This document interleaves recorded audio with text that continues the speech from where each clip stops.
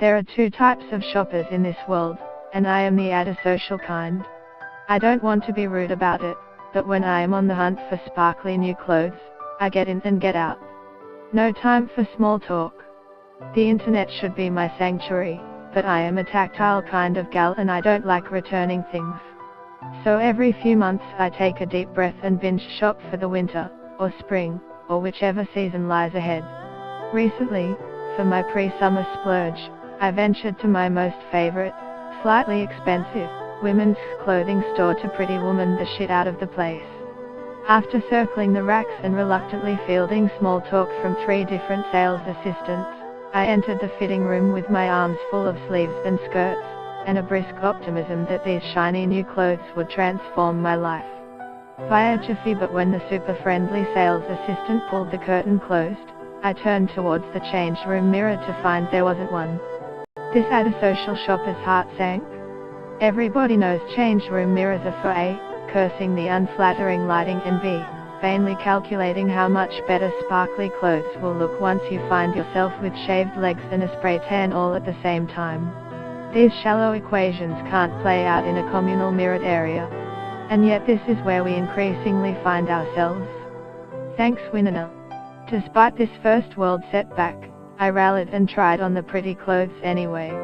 Listen, can you ever comment on someone else's clothes? Post continues after audio. Within seconds, the super-friendly sales assistant reappeared. She really loved the dress. In fact, she owns that dress too, not one of history's great coincidences. And for the record, it looks really cute with the pair of wedges they have at the front of the store if I want to try them on too. It was an ambush of comments and feelings. And they were all hers.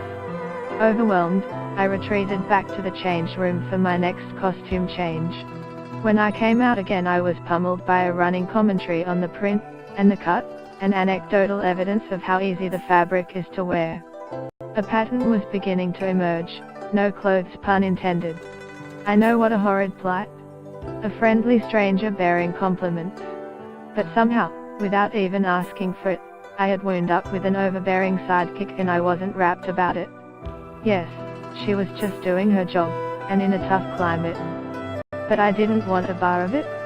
Life is already social and busy and loud, and shopping is precious alone time. She was ruining everything.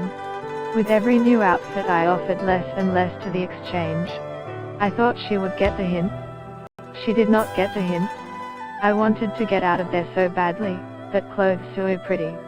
This wasn't an isolated incident either. In fact, it's happening more and more. I know it's a hard slog for retailers in a digital world.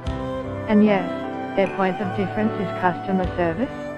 But it's also the ability to touch the clothes, and see the colors, and get comfortable with the fabrics.